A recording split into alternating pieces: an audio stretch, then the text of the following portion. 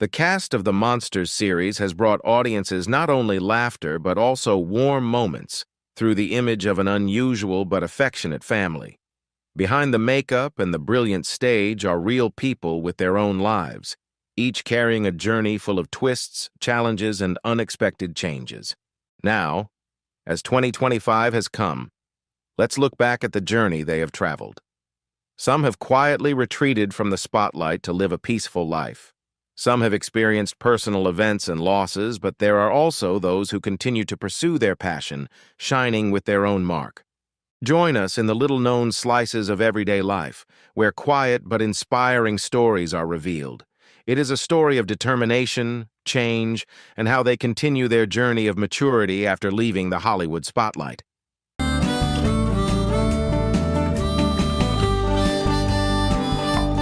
Fred Gwynne, who played Herman Munster, the tall, clumsy, but benevolent character in the 1964 series The Munsters, was only 38 when he brought audiences a Frankenstein-like image that was both approachable and lovable. With his impressive physique and charming humor, Gwyn turned Herman into an unforgettable icon on the American small screen. However, that resounding success became a huge shadow covering the rest of his career. Although he continued to act in films, write children's books, and pursue many other artistic projects, Fred Gwynne often felt constrained by the image of Herman, a role that was both a glory and a shackle. In 1952, he married Jean Foxy Reynard and had 5 children: Kieran, Madden, Dylan, Gaynor, and Evan.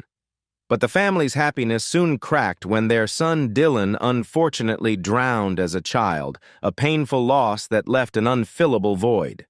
The marriage also gradually fell apart in silence and isolation. Fred Gwynne later remarried and chose to live a private life in Maryland, away from the noise of the entertainment world.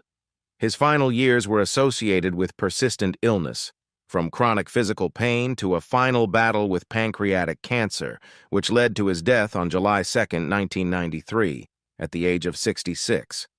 Although he was frustrated with the limitations of the entertainment industry and carried many regrets, Fred Gwynne was remembered by fans and colleagues for his sharp intellect, inner depth, and rare dedication to the arts.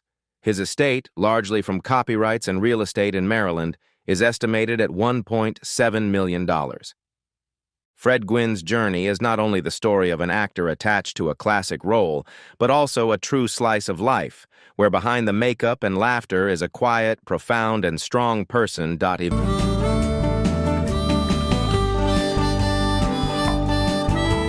Yvonne De Carlo, who plays Lily Munster, the mother with a mysterious, elegant, and gothic beauty, was 42 years old when she appeared in the series The Munsters.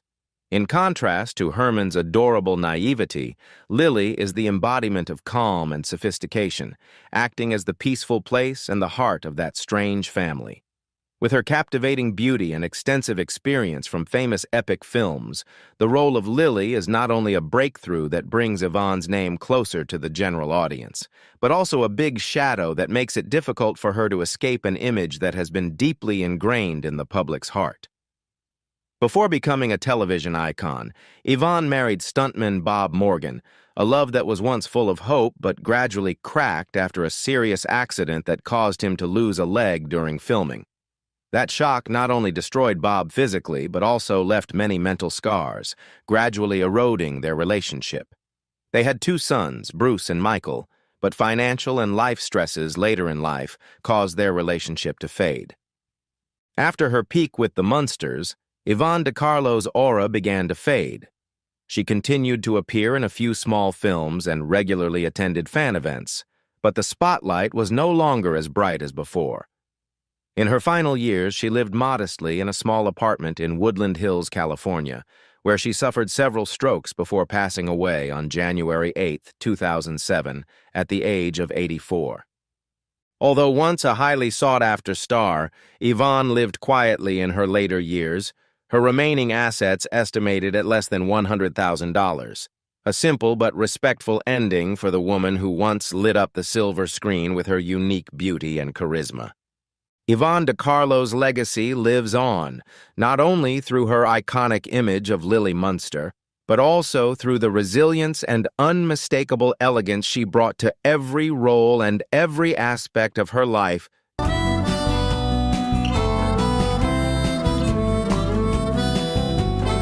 Pat Priest, at the age of 28, gracefully transformed into Marlon Munster, the ugly duckling granddaughter of traditional beauty in a family full of strange faces. With her sweet features, clear eyes, and approachable demeanor, she brought a special depth to the character, making Marlon a gentle but memorable highlight in the series The Munsters. However, it was her deep attachment to that role that prevented her acting career from breaking through. Although she participated in a few low-budget films and appeared on television in guest roles, she was always framed in the image of Marlon, gradually closing the door to more diverse roles. In 1967, Pat married Donald Bington, a real estate developer. They had 2 daughters, Elise and Hannah, and lived in a small suburban home far from the Hollywood spotlight.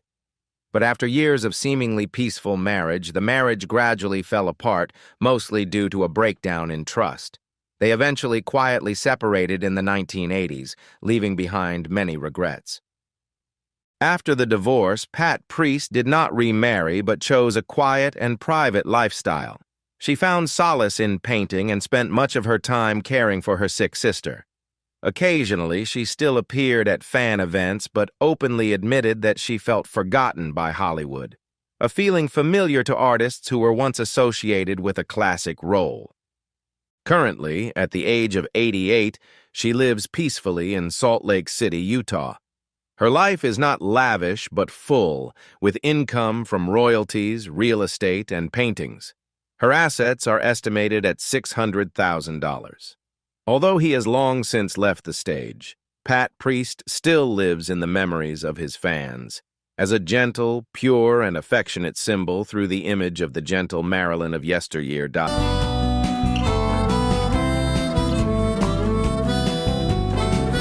Cadet Stratton, 49, brought a friendly and approachable image to his role as Clyde Thornton, Herman Munster's beloved colleague in the hit comedy series The Munsters. With a solid background in theater and television, he was one of the most respected veterans in the industry, although he never really achieved the aura of mass fame. After leaving the series, Stratton had difficulty finding meaningful roles, and most of his later roles were only brief appearances on television or in local theater. He was married to Loretta James, a talented dancer from Broadway musicals. The two had a son named Raymond. However, when Raymond grew up, the relationship between father and son became strained. Raymond changed his name and cut off contact, leaving a large void in Stratton's heart that could not be filled. At the same time, mounting financial pressures, coupled with frustrations over his unfulfilled career, pushed him into a dark period. He began abusing alcohol while battling depression and loneliness. A serious incident occurred in 1968 when he attempted to end his life. Although unsuccessful, the attempt left permanent nerve damage in his right hand, forcing him to retire from the stage, which had been the greatest love of his life. In his later years, Cadet Stratton lived a simple life in a small rented apartment in Los Angeles, almost quietly withdrawing from the limelight. He died of a heart attack on July 19, 1970, at the age of 55, a lonely but not forgotten death. His estate was estimated at $40,000, mostly from life insurance and some unpaid royalties. Although not the most prominent face in the cast of The Munsters, Cadet Stratton is still fondly remembered by a segment of the audience as a quiet but precious piece in television history.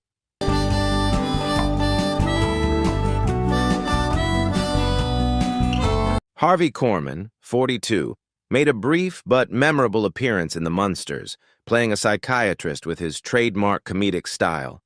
Even though it was just a cameo, he still managed to make the audience laugh with his graceful juggling and unmistakable wit, elements that have made his name throughout his career. Corman then became a familiar face on television through The Carol Burnett Show, where he shined as a true comedian with the ability to turn any situation into a laugh-filled moment. However, as the TV spotlight gradually faded, his path to film did not go smoothly. Several unsuccessful projects left him feeling overshadowed by his former colleagues, leaving him doubting his own abilities.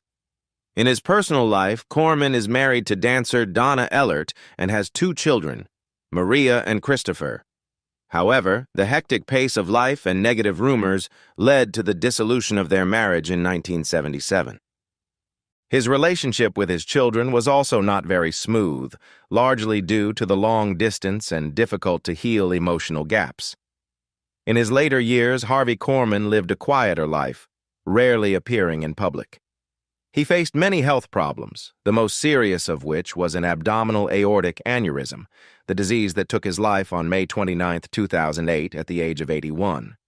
Corman's fortune at the time of his death was estimated at $1.5 million, the result of a frugal lifestyle and selective appearances in the entertainment industry. Although his private life was not without its ups and downs, he is always remembered with deep respect by the public, as a talented comedian who left his mark with both laughter and dedication to the arts.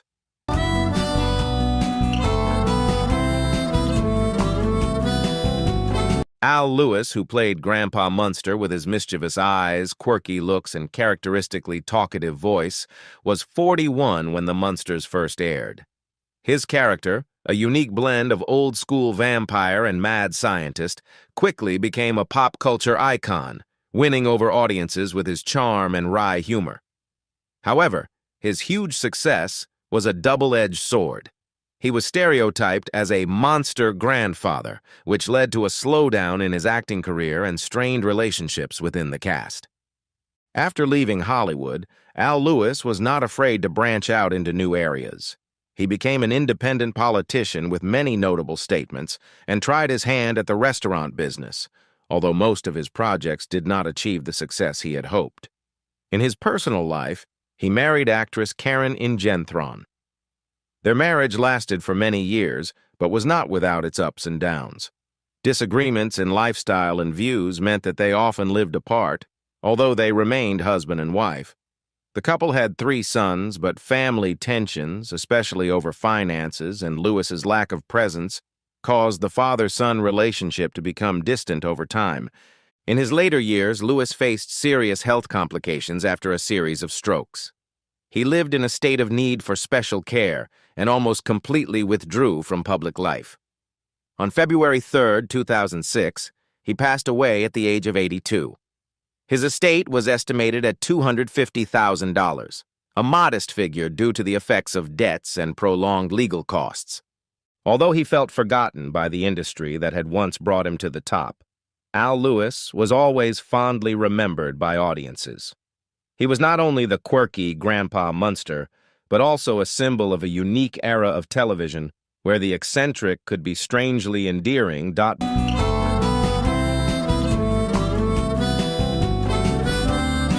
Butch Patrick was only 11 years old when he took on the role of Eddie Munster, a werewolf boy with a sly smile and distinctive pointed ears. This iconic role not only made him a familiar face on television, but also left a deep impression on many generations of viewers. However, the halo of his youth also left a huge shadow, causing Patrick to struggle to find a direction for his career for decades to come. After The Munsters ended, Patrick struggled to escape the image of Eddie to assert himself as an adult actor. However, those efforts did not bring the desired results. He gradually slid into a series of days struggling with addiction, times in rehab, and appearing in low-budget horror films, mostly just to make a living rather than to build a career. In 2010, Patrick married Layla Murray, but the marriage only lasted a few weeks before quietly breaking up. Rumors of financial strife and disagreements in his personal life have kept the story in the spotlight. He has not remarried and has no children. His relationship with his mother, who managed his career as a child, has also been strained by a legal dispute over finances, which has strained their relationship. Patrick's life has since been disrupted by several public relapses and legal troubles, including a DUI arrest. At 71, he lives a quiet life, relying largely on income from fan events, royalties, and appearances related to the Munsters.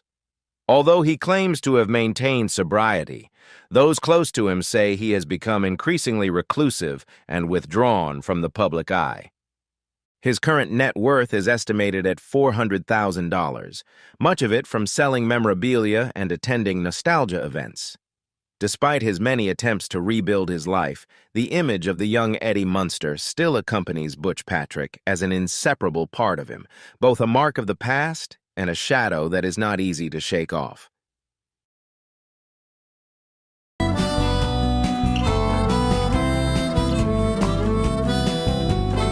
Beverly Owen was only 27 when she first appeared on the small screen as Marlon Munster, the beautiful, charming, and unusually normal granddaughter of the eccentric Munster family. Owen's gentle beauty and refined demeanor created an interesting contrast with the rest of the eccentric characters, making her a fascinating highlight of the series. However, after only 13 episodes, she suddenly left the show. The initial reason was said to be due to creative conflicts, but the deeper truth was a silent mental crisis taking place behind the scenes. In 1967, she married writer John Stone, and together they had 2 daughters, Kate and Polly. However, their marriage ended regrettably in 1974, leaving deep wounds in Owen's soul. Coupled with her long-term depression, she decided to retreat from the Hollywood spotlight, choosing to live in seclusion in Vermont, where she taught drama at a local school. During those quiet years, she silently battled mental health issues, eating disorders, and many chronic diseases, trying to keep a little peace for herself. Not remarrying nor returning to the entertainment world, Owen gradually closed her life in a quiet space, where she lived with her close cats, her companions throughout the final journey of her life. In 2017, she was diagnosed with ovarian cancer. After a period of resilient fighting, Beverly Owen passed away on February 21, 2019, at the age of 81. The assets she left behind were estimated at about $350,000, mostly from retirement funds and a small house in Vermont. Despite the many ups and downs in her life, Owen's gentle Marlon Munster image will always live on in the hearts of audiences, as a silent symbol of delicate beauty and strength hidden behind a gentle smile.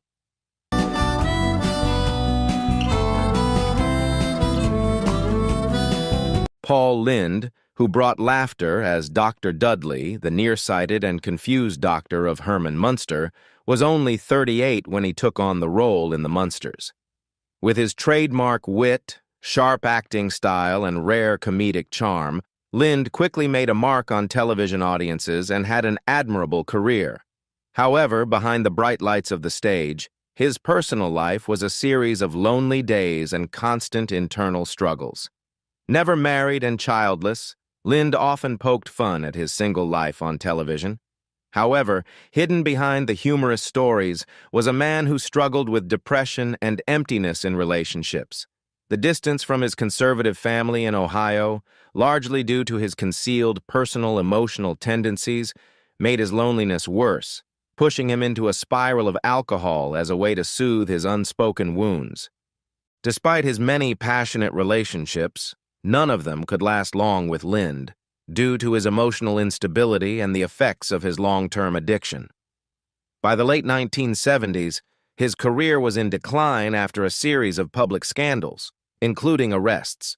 That ostracized him from the entertainment industry, and he gradually disappeared from the screen. By 1981, Lynde was living quietly in a house in Beverly Hills, isolated from the world and filled with bitterness. On January 10, 1982, he died in his sleep at the age of 55 from a heart attack, the result of years of struggling with addiction. Despite his illustrious career and the love of millions, his estate at the time of his death was only about $400,000, much of it wiped out by debt and legal troubles.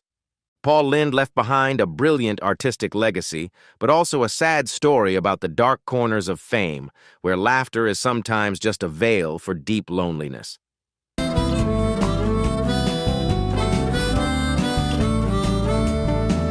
John Feedler, who played Warren Bloom, the paranoid but lovably awkward postal worker on The Munsters, brought the character a perfect blend of eccentricity and innocence that fit the show's comedic tone.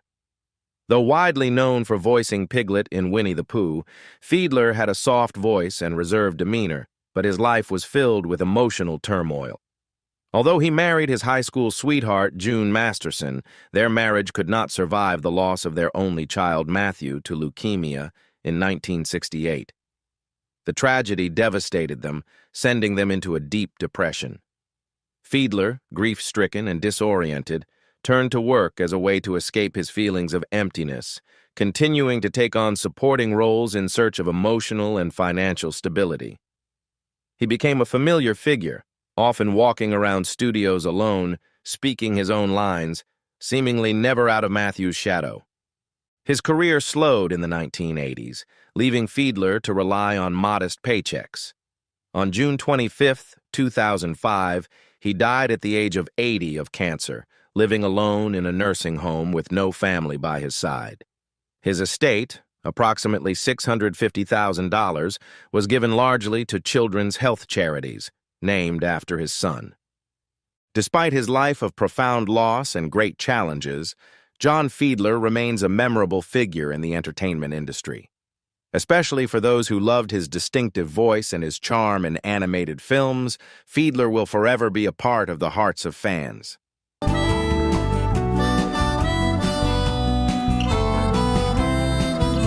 Jane Withers, who appeared in The Munsters at the age of 38 as Miss Valentine, was a prominent child star in Hollywood in the 1930s.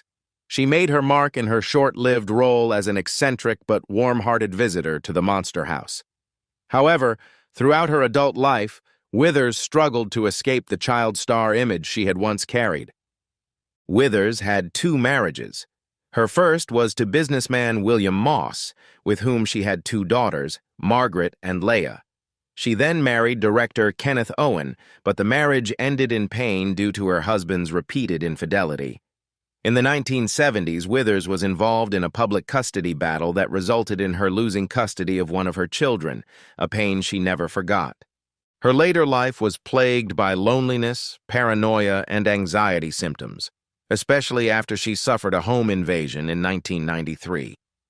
Despite a brief return to voice acting, her final years appear to have been dominated by loneliness and dementia as her memories faded over time. Jane Withers died on August 7, 2021, at the age of 95, ending a life filled with challenges. Her once vast fortune eventually shrank to around $1.2 million, much of which was spent on distant relatives and medical expenses. Despite her career's ups and downs, and her life's struggles and upheavals, Jane Withers remains an unforgettable icon of old Hollywood. Someone who fought through great challenges in her life, but still left a deep mark on audiences.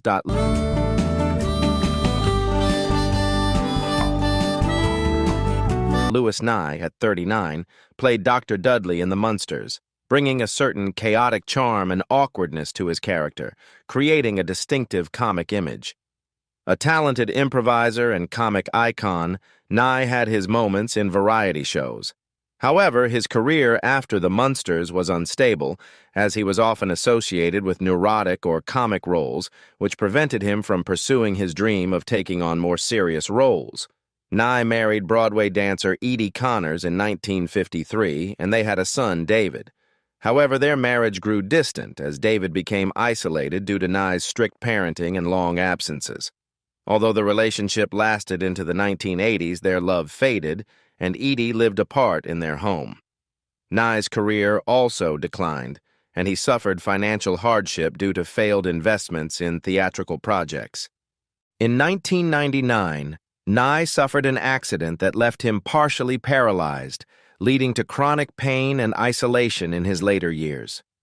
He died on October 9, 2005, at the age of 92 from complications of lung cancer, although he had never smoked.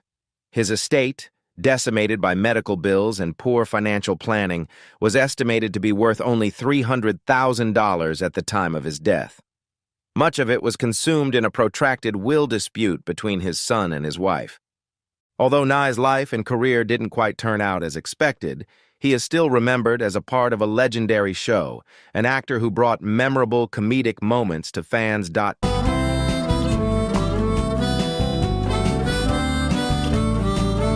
Ted Eckles, who made his name as a Boy Scout in the Munsters at the age of 9, began his acting career at a very early age. He continued to assert his talent with the film My Side of the Mountain, 1969, where he showed remarkable abilities. However, despite a promising start, Eckles' career did not take off as he had hoped. As an adult, Eckles struggled to maintain a position in the entertainment industry, with some of his projects not achieving the popularity he had hoped for. His personal life was also tumultuous. He went through 2 marriages, but both were short-lived, largely due to his unstable career and personal problems. The first marriage ended in a painful divorce, while the second, although it lasted longer, eventually fell apart due to emotional distance and struggles with depression. Eckles has no children, and his family life has always been strained, especially as he has become increasingly private. Now 69, he continues to work behind the scenes in the entertainment industry, primarily as a producer and director. Despite his many challenges, Eckles has remained quiet and relatively private. His net worth is estimated at $1.5 million, largely from the production companies he owns.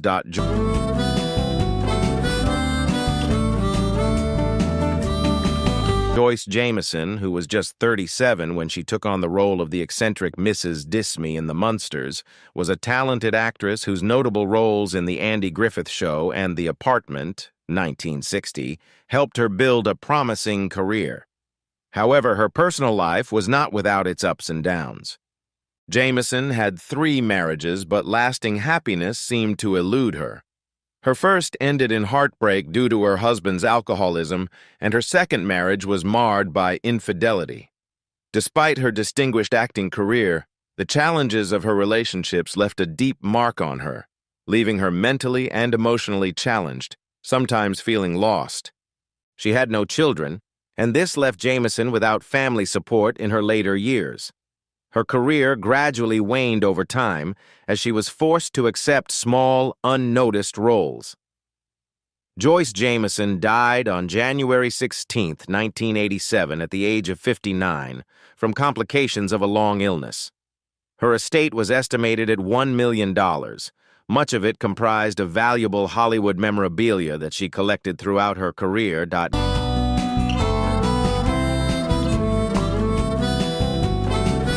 Gavin Mloud, 33, appeared in The Munsters as a cafe owner in a brief scene, marking the start of his long acting career. While his role in The Munsters was not particularly notable, Mloud's natural charm really shined through in his role as Captain Steubing on The Love Boat, a role that has become iconic and has been synonymous with him for decades. However, Mloud's personal life has not been easy. He has struggled with addiction for years, which has put a significant strain on his second marriage. Mloud's first marriage also ended in a complicated divorce, largely due to his struggles as a husband and father. Although he has 2 children, his relationship with them has become increasingly strained due to his addiction and his long absences. After battling personal monsters, Mloud found redemption through charity work and sharing his story with the public. He became a role model for those struggling with similar issues, sharing his own journey of overcoming hardship and recovery. Mloud remained married to his second wife until his death on May 29, 2021, at the age of 90 of natural causes. Although his life was not always perfect, Gavin Mloud will always be fondly remembered, not only for his role on The Love Boat, but also for his image as a resilient man who overcame challenges to find peace. His fortune, estimated at $3 million, has been largely donated to charities that support those battling addiction. When I learned that some of the cast members from The Munsters are no longer with us, I was deeply moved. They were not only cultural icons, but real people with their own challenging stories and lives.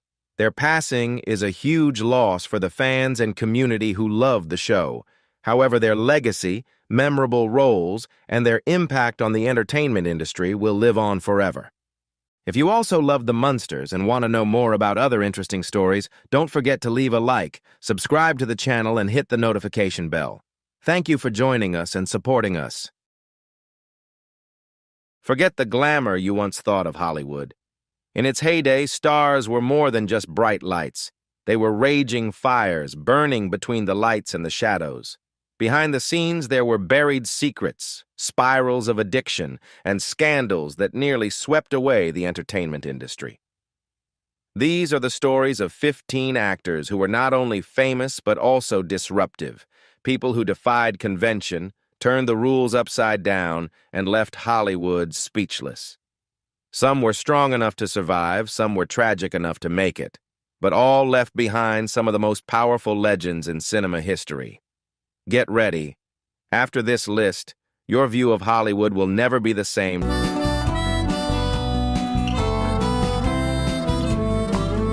Errol Flynn, an icon not only of cinema but also of passion and rebellion.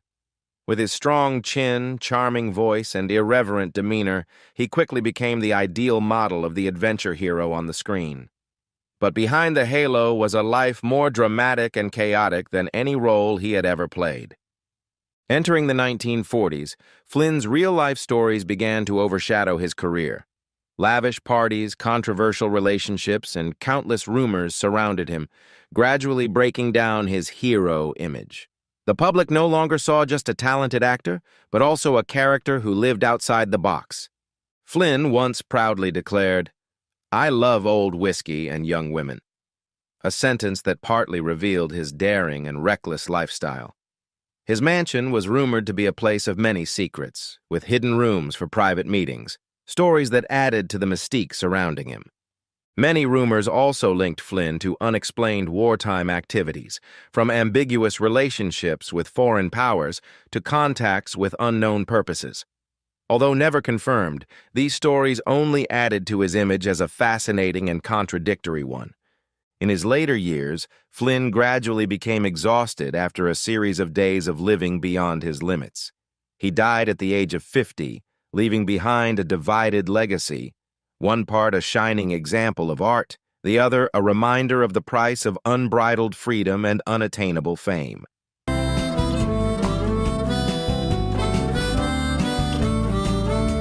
Charlie Chaplin was more than just an actor. He was a living legend who wrote the history of cinema with his bowler hat, signature mustache, and awkward walk. He made the world laugh, then fall silent, in silent, humane films.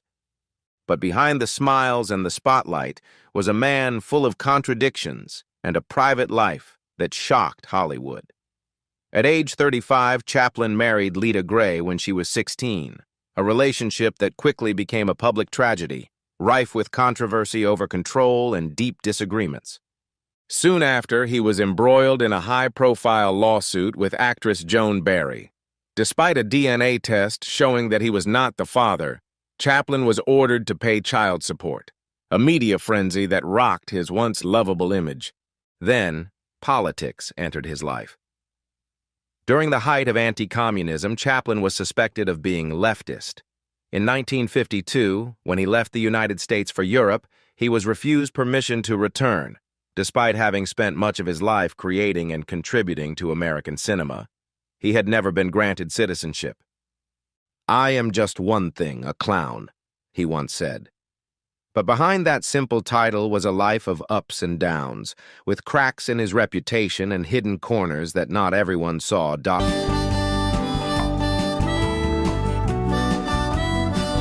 Robert Mitchum didn't try to hide his dark side.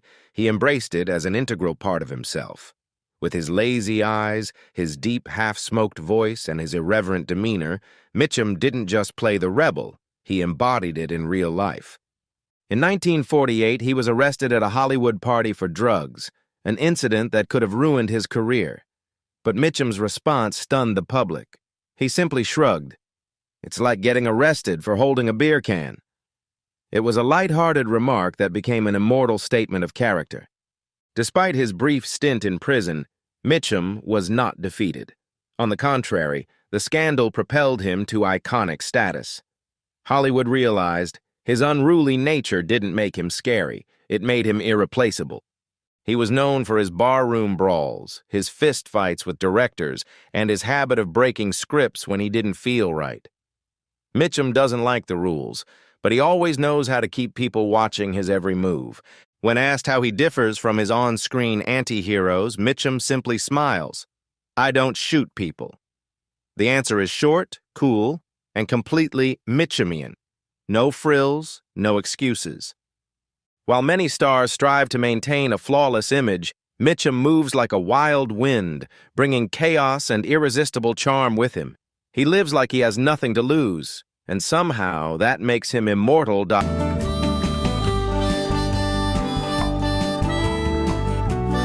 Marlon Brando was more than an actor. He was a phenomenon.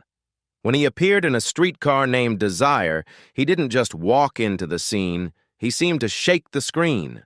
With his fierce gaze, his husky voice, and his fiery demeanor, Brando transformed each role into a breathtakingly vivid experience.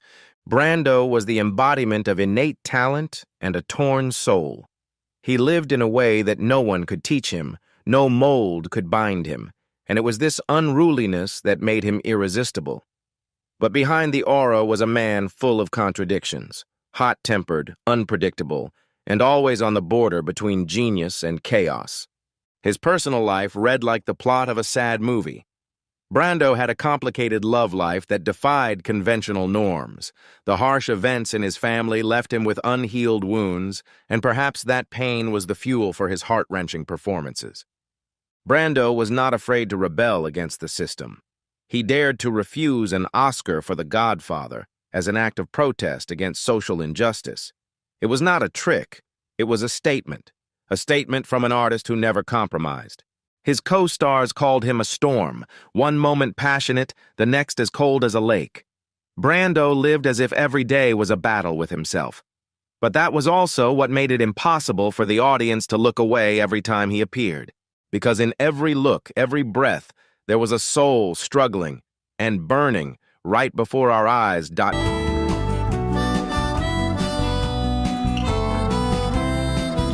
Clark Gable, the man with the smile that stopped time, the mesmerizing eyes, and the charisma that made a generation consider him the definition of charm. On the silver screen, he was an eternal symbol of classic Hollywood, a king without a throne, but the entire film capital bowed down. However, behind that halo were secrets so elaborately hidden that they seemed like they would never be revealed. One of the biggest mysteries in Gable's life revolved around his relationship with his co-star Loretta Young in Call of the Wild.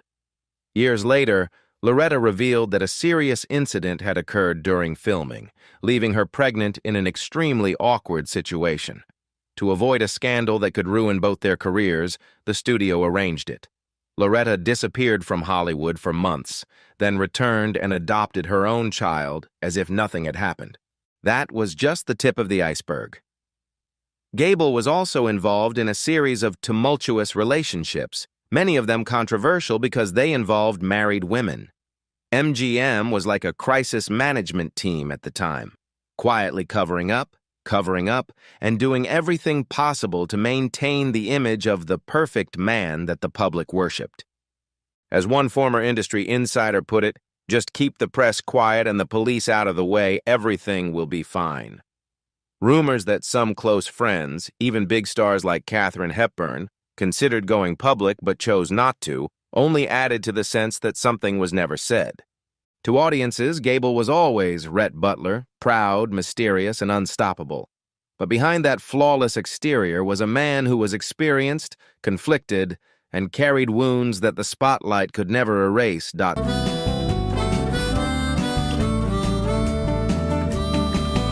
Spencer Tracy, the epitome of calm and elegance on screen, has always been the perfect model of the ideal man in the hearts of the public.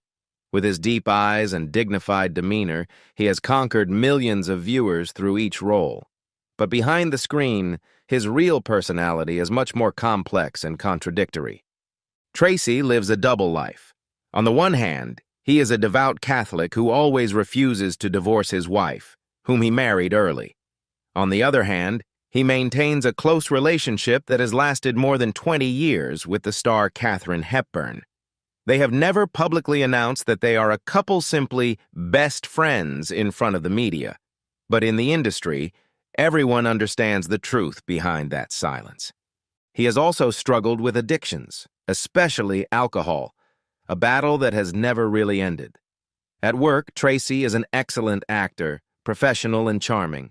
But off set, he sometimes fell into a series of days disappearing without a trace, as if swallowed by his own demons, then suddenly returning as if nothing had happened. A director once said that working with Tracy was like walking barefoot on broken glass, always having to be on guard. Sometimes he was gentle and understanding, but sometimes he was explosive and unruly.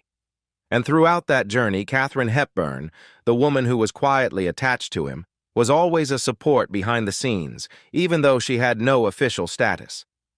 Hollywood could not let go of Spencer Tracy. The studios tried every way to protect him from personal troubles because on screen, he was the embodiment of justice, of the faith that audiences always sought in a time of change. But deep down, Tracy carried things that he could not express. Between his faith, his career, and the parts of himself that he could not live with, he existed as a person constantly torn. Before he died, he said bitterly, "I have ghosts, and they never leave me."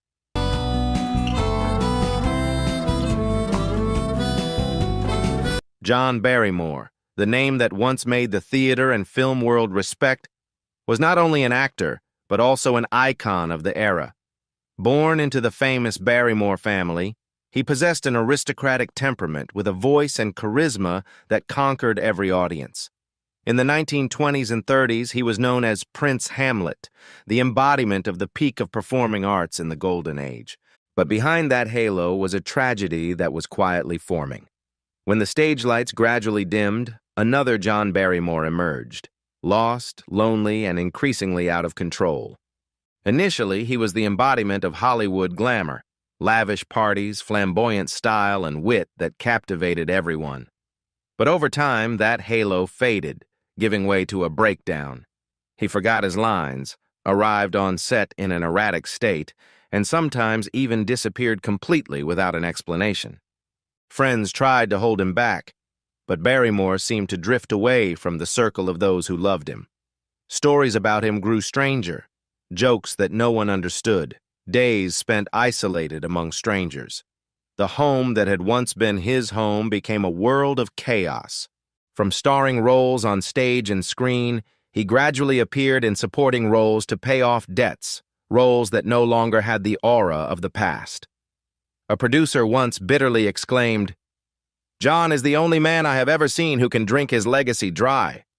In the end, he lost not only his career, his reputation, his money, but also himself. When John Barrymore died in 1942 at the age of 60, it was not just the end of a life, but the end of a brilliant artistic era. If Hollywood ever had its first tragedy written in blood and wine, the name engraved on that tragedy was John Barrymore.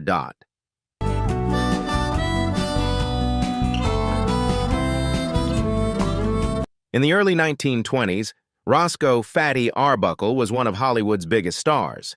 With his distinctive physique and natural talent for comedy, he not only captivated audiences but also won the respect of filmmakers. A close friend of Charlie Chaplin and mentor to Buster Keaton, Arbuckle was seen as an irreplaceable icon of the golden age of silent films. But in one fateful weekend, everything fell apart. In 1921, after a lavish party at a San Francisco hotel, Arbuckle was unexpectedly charged with a serious incident involving actress Virginia Rappe. The news spread like wildfire. Dramatic headlines, public outrage, moral groups called for boycotts, and Hollywood was thrown into crisis. Arbuckle was put on trial, not once, but 3 times in a row. He was eventually acquitted. In the final trial, the jury not only found him not guilty, but also publicly apologized, a rare move in American legal history. They affirmed that there was no evidence to convict him. But while the law forgave him, Hollywood did not. Although he was cleared, Arbuckle's career could not be saved. The studios turned their backs on him, his name was removed from every project, and he was forced to use an alias to continue working. From the height of his fame, he became a forgotten man. Although he tried to return with small roles and direct lesser-known films, the shadow of scandal still weighed heavily on his name. It was not until 1933 that a ray of hope appeared. Arbuckle had just signed a contract for a major project, marking a milestone in his return after more than a decade of being sidelined. But just hours after signing the contract, he suddenly died of a heart attack. Arbuckle's story was not just a personal tragedy, but a wake-up call for Hollywood. The incident was so shocking that it helped spur the creation of the Hays Code, America's first system of film censorship. Rosco Arbuckle is a poignant reminder that in Hollywood, reputations can be lost overnight, and sometimes never to be rebuilt.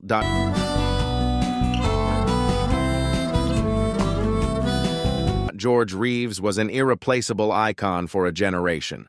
In the red and blue Superman suit, he was a symbol of justice, of noble ideals, and of the indomitable American spirit.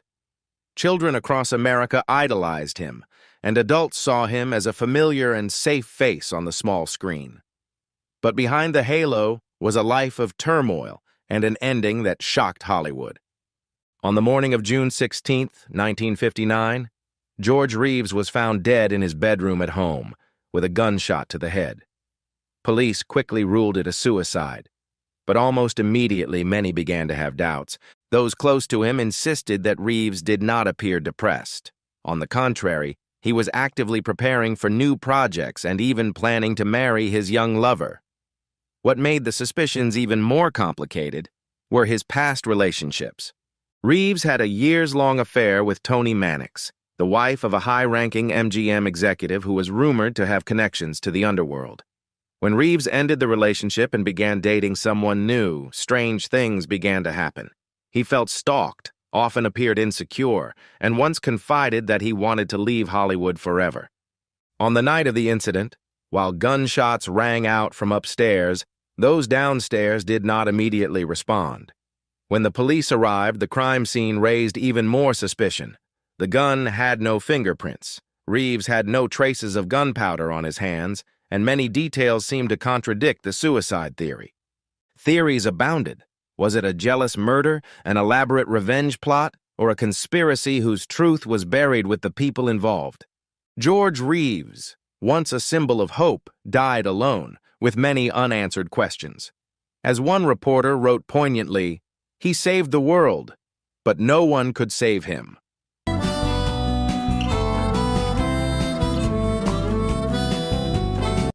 Rock Hudson was the ideal Hollywood leading man, tall, charming, and romantic. With his perfect looks and outstanding talent, he conquered the hearts of America in the 50s and became an icon that movie studios poured a lot of money into building an image. But behind that halo was a heartbreaking truth that Hudson was forced to hide throughout his career. He was gay.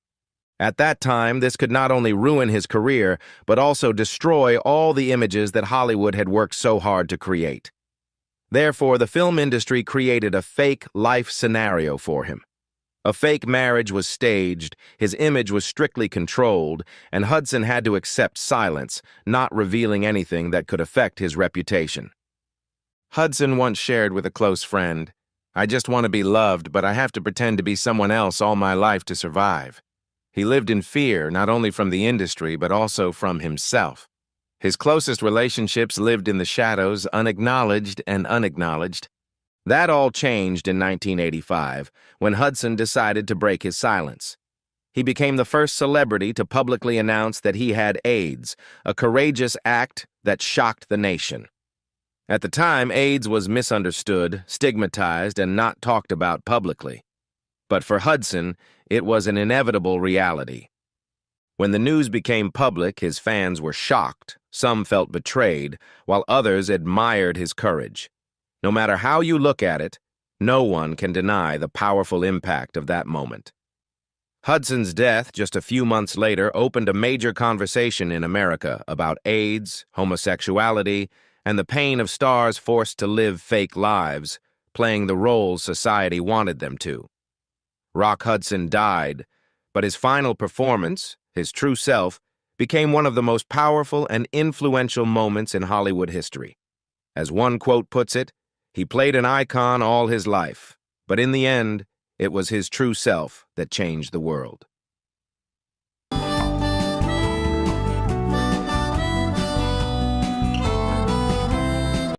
Tab Hunter, with his flowing blonde hair and radiant smile, was the ideal American hero of the 1950s. He was the epitome of a Hollywood hero, gracing every poster and drawing everyone's attention. But behind that perfect exterior, Hunter lived in constant fear, hiding his true identity every day. As a gay man in a time when revealing his homosexuality could end his career instantly, Hunter was forced to live in secrecy. The studios knew this and did everything they could to control his story. He was forced to go on fake dates with female stars, fake photos were sought after, and PR departments worked tirelessly to quell rumors. Once he was arrested by the police at a gay party, but he escaped media attention. Had he been exposed at the time, his career would have been over. Hunter once shared, "I couldn't be myself, not in that system, not at that time." For years, Hunter lived two lives, a perfect man in public and a completely different one behind closed doors. The stress gradually wore him down, and as Hollywood's tastes changed, he was forgotten, like so many other stars swallowed up by the industry. However, Hunter refused to be left behind. In the early 2000s, he decided to tell the whole truth in his memoir, Tab Hunter Confidential. His story was shocking and touching, making the public realize that he was not just a movie icon, but also a victim of a cruel system. One critic wrote, "Tab Hunter is more than just a pretty face. He is a man who survived the very place that built and nearly destroyed his life." While Hunter eventually reclaimed his voice, not every star has that opportunity. His story is a testament to the untold truths and hidden pains of a generation of stars in the film industry.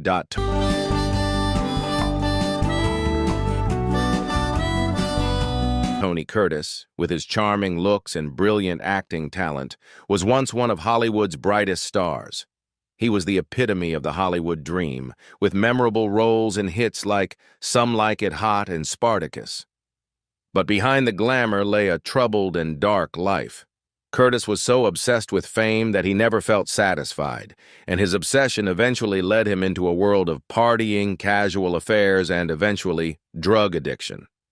He was proud of his relationships with hundreds of women, including Marilyn Monroe. But that short-term joy soon gave way to heroin and cocaine addiction in the 1970s. Curtis said wryly, "If you remember the 1970s, you didn't really live in them." Curtis's career quickly went downhill. His reckless and unbridled behavior alienated directors, and he was gradually shunned by producers. 6 failed marriages, 6 children, including his famous daughter Jamie Lee Curtis, who admitted that her father was largely absent from her life. Yet Curtis never lost his charisma.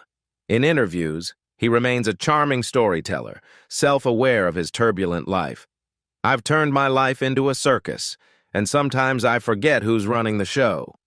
Tony Curtis is a living testament to the price of fame. The spotlight can make you shine, but it can also burn you if you get too close.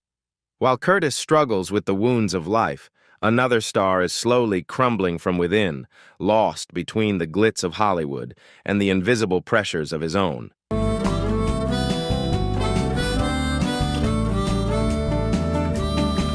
Mickey Rooney wasn't just a child star.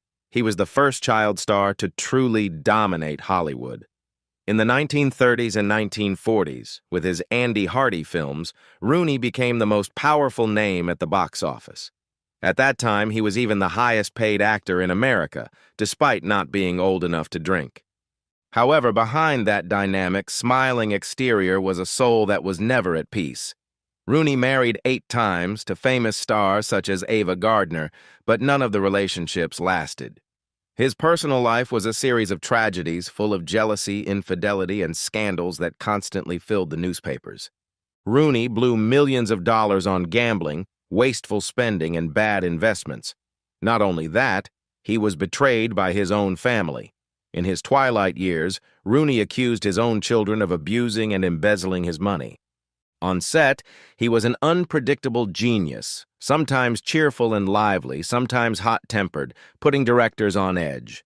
He lived a life of constant partying, as if failure were an inevitable part of the journey to success.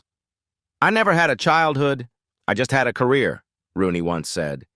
He lived as if the spotlight was the only thing keeping him alive. Even in his 90s, Rooney continued to take roles and appear on television, knowing that if he stopped, he would have to face himself. Mickey Rooney was a living image of old Hollywood, where fame came too early, and the price was a lifetime. He survived the ups and downs, but never really recovered. Rooney is a warning. Child stardom is not just a dream, but sometimes a lifelong trap. And while Rooney survives with the scars of his past, the next star in our story flashes like lightning, full of desire, and then disappears before anyone knows what's happening.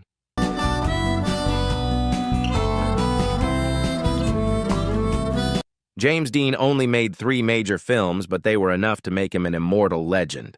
With his dark eyes, uncertain demeanor, and natural rebellious temperament, Dean became the perfect symbol of the post-war youth crisis. Works such as Rebel Without a Cause, East of Eden, and Giant engraved his image in the hearts of audiences, not only as a movie star, but also as a representative of a generation of young people struggling with themselves in a turbulent world. However, behind those cultural icons was a young man with a troubled soul and a self-destructive personality. Dean was addicted to speed. He was passionate about motorcycles, racing sports cars, especially the silver Porsche he called Little Bastard. His friends lived in fear whenever he drove. Dean never obeyed traffic laws, ran red lights, speeded, and often laughed when talking about his near-death experiences. He once admitted, "I live as if I were going to die tomorrow, and maybe I will." These words became prophetic when on September 30th, 1955, James Dean met his fate on a California highway. His silver Porsche was crushed, and Dean was gone at the age of 24, taking with him a bright future and a rising career. His sudden departure not only shocked the world, but also created an irreplaceable legend. From then on, people began to weave mysteries around Dean's life. Questions about his sexuality, secret relationships with powerful men in Hollywood, and even rumors of a bloody curse related to his fateful car. However, none of these were confirmed. These mysteries only add to the allure of the James Dean legend, because that ambiguity is what makes his death such an integral part of the Hollywood narrative. Dean didn't just play the rebel, he was it. He lived fast, loved fast, and died fast, never having a second act in his life. And like other rebels, he never entered the second act. James Dean has become a symbol of limitless freedom, of rebellion without reason. He is a testament to those who dare to live life to the fullest, even for a short time. His image lives on, not only in cinema, but also in the minds of those who love him, who are forever immersed in the legend of the rebellious boy with a great heart, but too fast to live, too wild to die.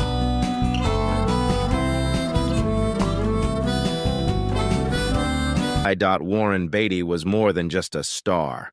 He was a phenomenon, a force of nature that Hollywood couldn't take its eyes off. With his good looks, charming demeanor, and irresistible magnetism, Beatty was always the center of attention. But what was special was that it wasn't Hollywood that pursued him. It was he who made Hollywood crave him. And in that journey, he left his mark full of drama and mystery. The legend of Beatty was written through his sexual relationships. He is said to have slept with thousands of women. Some say the number is over 12,000. From co-stars, models, to the wives of powerful politicians, Beatty never missed an opportunity. However, he was more than just a womanizer. Beatty was a control freak.